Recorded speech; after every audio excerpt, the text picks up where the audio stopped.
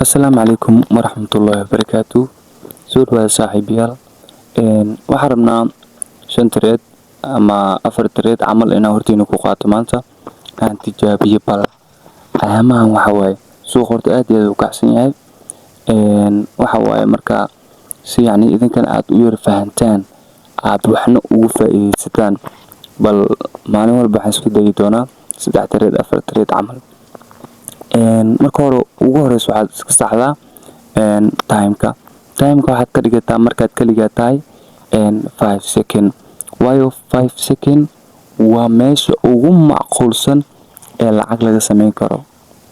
5 second waa meesha ugu fiican ee lacag laga sameyn karo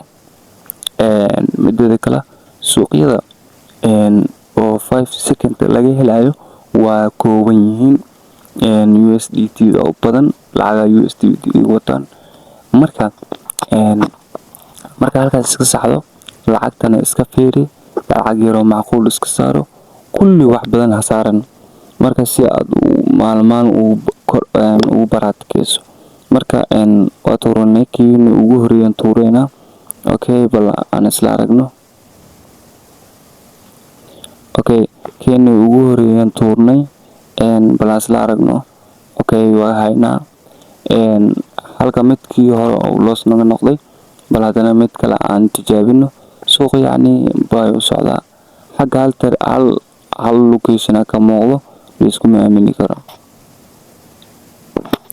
iskuma aamini karo marka kana waxaan fiirineynaa bal inaan ka guuleysano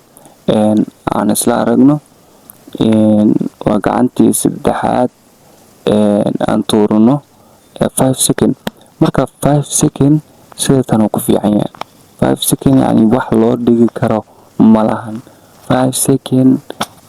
waa absolute marka waxa rabaa wax kale inaad tuso halkaan markaad meeshan soo galayso waxaad go'aansataa haday $100 kugu jirto inaad $30 ku darto inaad $20 ku darto ha iska soo galin lacag hal ha ku soo galin waxaad dhigsataa targetkaas intaasaan gaaraa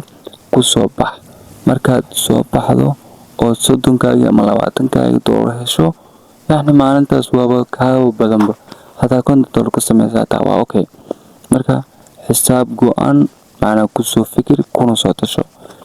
marka saaxiibayaal muuqaalkeena intaas uu ku kooban yahay laakiin hal mar aan tuso meeshan signal ay qoran tahay hore ayaan tusay taabo halkan signal marka taabato kuwana waxaan option waaye